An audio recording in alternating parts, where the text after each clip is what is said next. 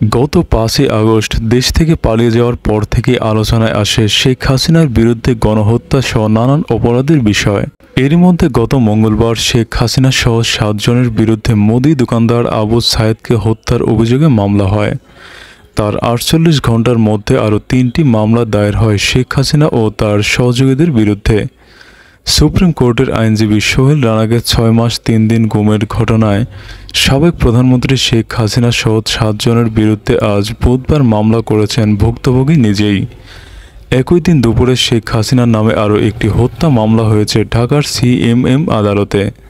ছাত্র আন্দোলন চলাকালে মিরপুর ১০ নম্বর গোল চত্বর এলাকায় ঢাকা মডেল ডিগ্রি কলেজের দ্বাদশ শ্রেণীর শিক্ষার্থী ফয়জুল ইসলাম রানাকে হত্যার দায়ে এই হত্যা মামলাটি দায়ের হয়। এদিন দুপুরে শেখ হাসিনা সহ ৯ জন এবং আওয়ামী লীগের বিরুদ্ধে মানবতা বিরোধী অপরাধের তদন্তের আবেদন করা হয়। বৈষম্য বিরোধী ছাত্র আন্দোলনে নিহত নবম শ্রেণীর ছাত্র আরিফ আহমেদ সিয়ামের বাবা বুলবুল কবির বুধবার ট্রাইব্যুনালের তদন্ত সংস্থায় এই আবেদনটি করেছেন।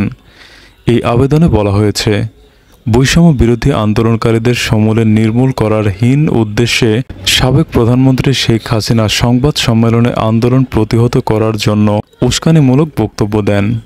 আইনশৃঙ্খলা বাহিনী এবং আওয়ামী লীগ, যুবলীগ, ছাত্রলীগের নেতাকর্মীদের আন্দোলনকারী ছাত্র জনতাকে সমূলে বা আংশিক নির্মূল করার নির্দেশনা দেন।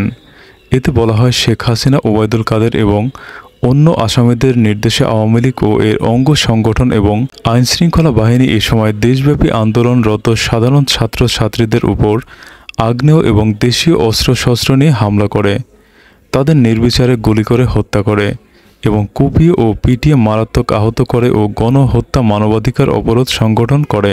১৫ জুলাই থেকে ৫ই আগস্ট পর্যন্ত সারা দেশব্যাপী কমপক্ষে ৪৩৯ জন শিক্ষার্থী হত্যা করা হয়েছে বলে আবেদনে উল্লেখ করা হয়েছে।